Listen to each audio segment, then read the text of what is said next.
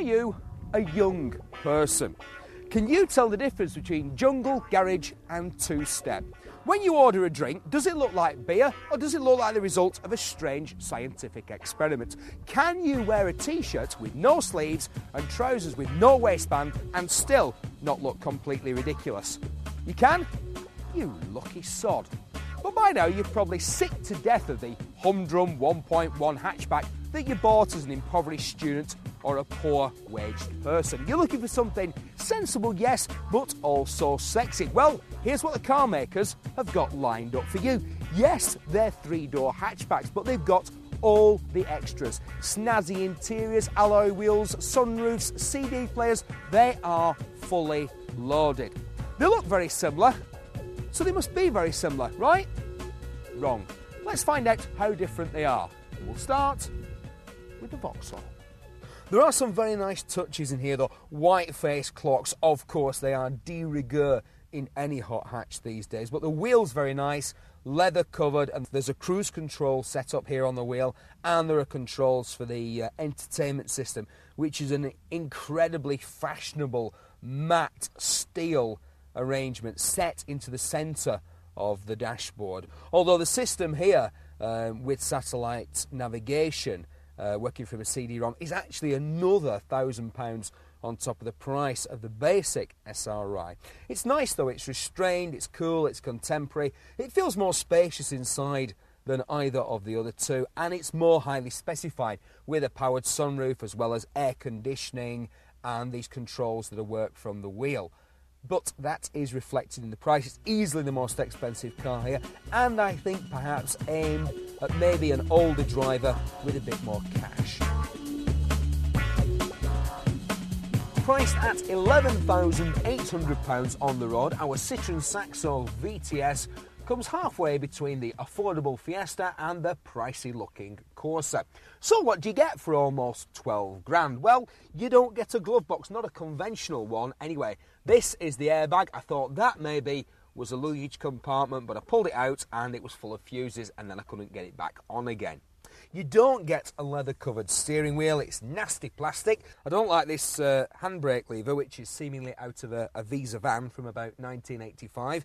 And I'm not so keen on the upholstery. It's actually not cloth, it's velour, which Citroën claim is a luxury non-leather option. But it does have a pattern which is eerily reminiscent of my old school tyre. No one needs that, do they? It's got rubber mats like a transit van, and it hasn't got air conditioning. Instead, there's a sunroof which is operated manually. Backseat passengers, well, they get a large comfy seat as long as there's only two of them, because the middle passenger doesn't get a head restraint or a full-side seatbelt. The boot is a decent size. The spec list is quite comprehensive, with an anti-theft alarm, an immobiliser, ABS, all as part of the standard package. But the special 15-inch alloy wheels fitted to the VTS are horrible. The Fiesta Zetec S is a distinctive and handsome motorcar, distinguished on the outside by the deep front spoiler, the mesh grille and the round fog lamps embedded in that spoiler. It's got a spoiler on the back as well, although it's not too leery, too in your face. It has a purposeful, dynamic look that's not too obvious. It does have gorgeous 15-inch alloy wheels though, equipped with locking nuts to deter the wrong sort of attention. The interior is almost as successfully realised, I think. This upholstery is designed to match the imperial blue paintwork. There's a red alternative, and these are easily, the front seats are easily the best and most supportive seats I've come across in a long time, because they actually make you sit correctly in the car. Rear seat passengers don't get quite such a good deal. There are no head restraints, and the middle passenger has to do with a lap strap though. There isn't much more room than in the back of either the Corsa or the Saxo, but it's much less claustrophobic because these windows are much bigger. So there's lots more light in here, and it makes it much nicer, especially for kids. And it's got a decent boot as well.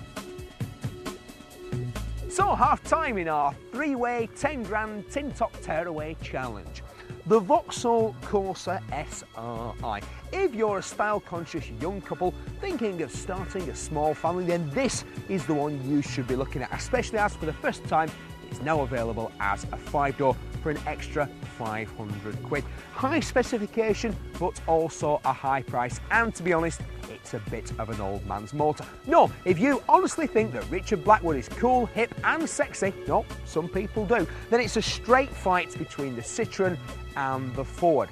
Citroën tell us that the Saxo is the best-selling hot hatch in Britain, and when you put it up against the Fiesta, it's hard to see why. The Fiesta is better looking, it has a nicer interior, a sexier steering wheel, better seats and nicer alloy wheels. It's also cheaper, and then there's the small matter of the insurance. Citroën give you a free year with the Saxo VTS, and you'll find out why when you come to renew it.